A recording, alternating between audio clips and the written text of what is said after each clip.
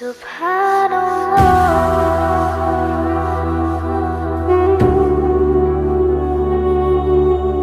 সাহাবার জীবনী শোনাবো আপনাদেরকে।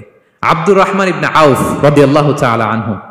10 জন জান্নাতের দুনিয়াতে বসে যে 10 জন সাহাবা জান্নাতের সুসংবাদ পেয়েছেন তাদের মধ্যে একজন, আলহামদুলিল্লাহ বলেন। আব্দুর রহমান ইবনে আউফ রাদিয়াল্লাহু তাআলা আনহু প্রথম 8 জন মক্কায় যারা কালিমা পড়ে মুসলমান হয়েছে তাদের একজন। তার স্ট্যাটাসটাকে জেনে নেন।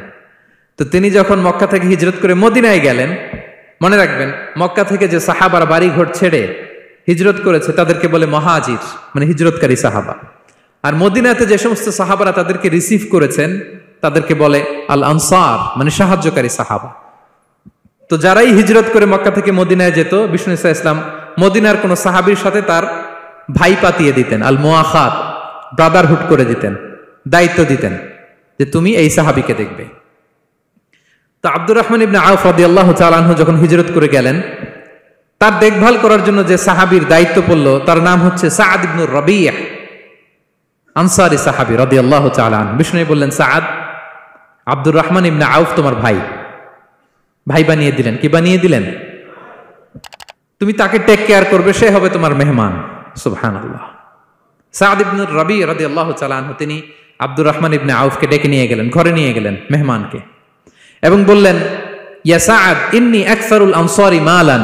হে সাআদ, তুমি চিন্তা করো না, তুমি মনে করো না যে তোমার ভরণ পোষণ দিতে আমার কষ্ট হবে। আমি মদিনার সবচাইতে বড় বিজনেস ম্যাগনেট, সবচাইতে বড় বিজনেস ম্যাগনেট আমি। No tension, don't worry about it. Tension নিও না, আসো, তোমার জন্য আমার কি প্রপোজাল শোনো। ফাআকসিমু লাকা নিসফা মালি, আমার যত সম্পদ আছে আমি অর্ধেক তোমার দিয়ে দিব। সুবহানাল্লাহ। এত আসতে আপনার বাড়িতে কেউ মেহমান হলে করতে পারবেন এরকম? আল্লাহ, কেমন প্রেরণার বাতিঘর তারা। ফাআকসিমু নিসফা মালি, হে আব্দুর রহমান ইবনে আউফ, আমার অর্ধেক সম্পদ তোমারে দিয়ে দিব। এখানেই শেষ না, এরপর বলতে লাগলেন, আমার অনেকগুলো স্ত্রী আছে, তুমি কোথায় যে মেয়ে খুঁজবা, প্রস্তাব দিবা, এত ঝামেলার দরকার নাই। আমার কোন স্ত্রীকে তোমার ভালো লাগে বলো, তার যদি তোমাকে ভালো লাগে তাহলে প্রয়োজনে তাকে আমি ডিভোর্স দিয়ে দিব, তাকে নিয়ে তুমি সুখের সংসার করবা। আল্লাহু আকবার, আল্লাহু আকবার। অর্ধেক সম্পদ দিয়ে দিব, আমার একাধিক স্ত্রী আছে, কাউকে যদি তোমার পছন্দ হয় এবং সেও যদি তোমাকে পছন্দ করে প্রয়োজনে তাকে ডিভোর্স দিব। New life, new career, just go on. আমরা এই সুযোগ পেলে কি করতাম? সাথে সাথে অর্ধেক সম্পদ নিয়ে নিতাম, ঠিক কিনা? আব্দুর রহমান ইবনে আউফ প্রেরণার বাতিঘর। উনি কি করলেন? উনি বললেন, লা হাজাতা লি ফি যালিক। আমার ভাই, তুমি যে বলছো সাআদ ইবনে রবি, তুমি যে এত চমৎকার প্রপোজাল দিয়েছো, এতেই আমি খুশি, তোমার কোনো কিছুর আমার দরকার নাই। বারাকাল্লাহু লাকা ফি আহলিকা ওয়া মালিক, আল্লাহ তোমার সম্পদে বরকত দেখ, আল্লাহ তোমার পরিবারেও বরকত দেখ। তবে একটা কষ্ট করতে হবে, সেটা কি? আব্দুর রহমান ইবনে আউফ বললেন, দুল্লানি ইলা সুক, just show me the way to market. মদিনার বাজারটা কোথায় এটা একটু দেখায় দাও। আমি নতুন মানুষ, পথঘাট চিনি না।